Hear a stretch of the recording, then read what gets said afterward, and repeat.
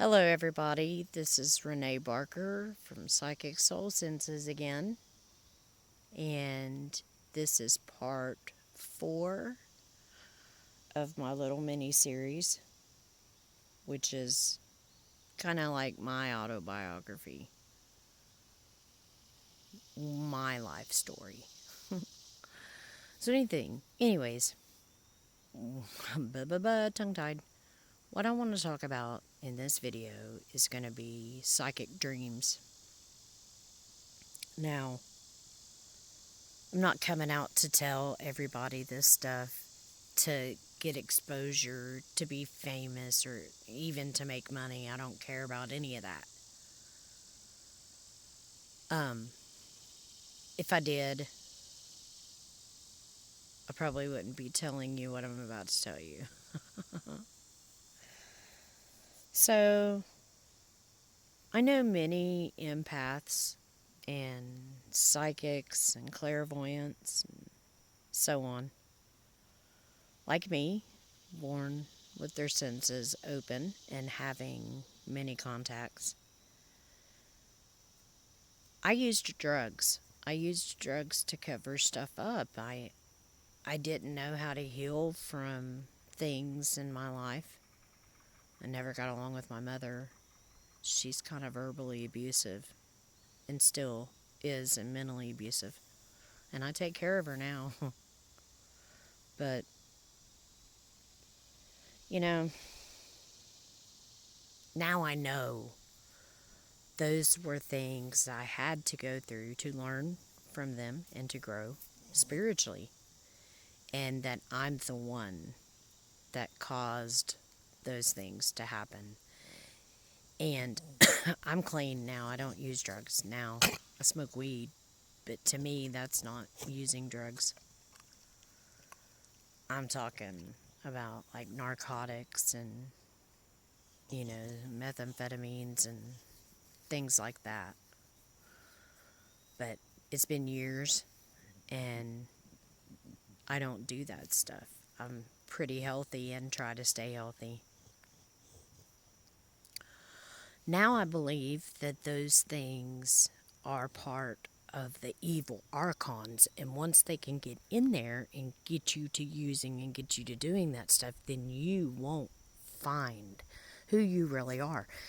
And that helped me tremendously. So, one of my psychic dreams, I kept having a repeating dream about being in trouble and getting locked up, and I did. I spent some time.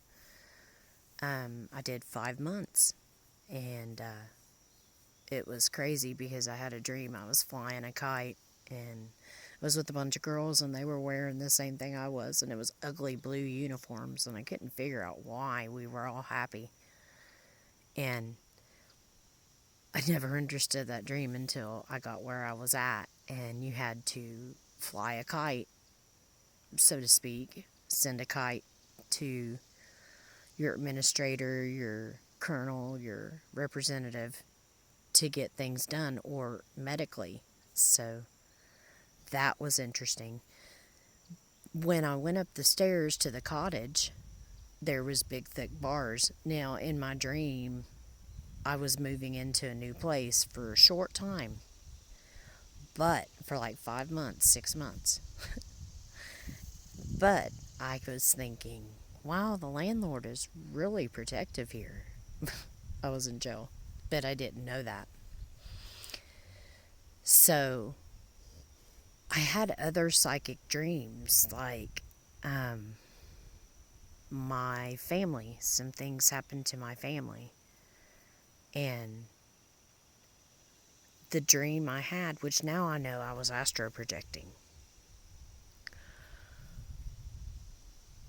The dreams I had were of loss, and I would be sitting up, like I'd wake up sitting up, and apparently I had been sitting up talking about it all along. Okay, so when I got to lock up, that's when I started really studying religion. I was 35 years old. Because, wow, my psychic dreams had come true, and I had a lot of flashbacks. And that was 2008. That's when I stopped using. Um, of course, for that and coming out. But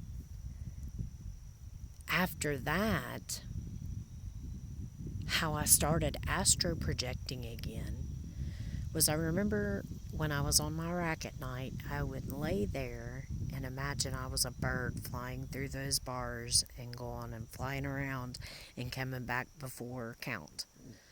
And that started getting me into astro projecting and remembering.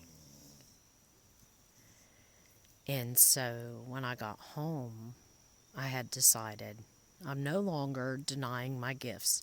I don't care what Christians say. I had asked the priest there. I went to a Catholic church while I was there. And I had asked the priest. He gave me a Catholic Bible, and I studied it and read it.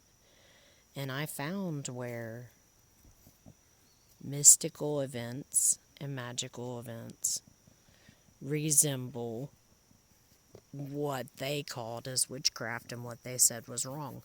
And it's not. It's a way to get to God. And that's when the doors started opening again for me to start waking up. So that was the beginning of my waking up. I then realized that you could use angels. You can ask for a guardian angel and help.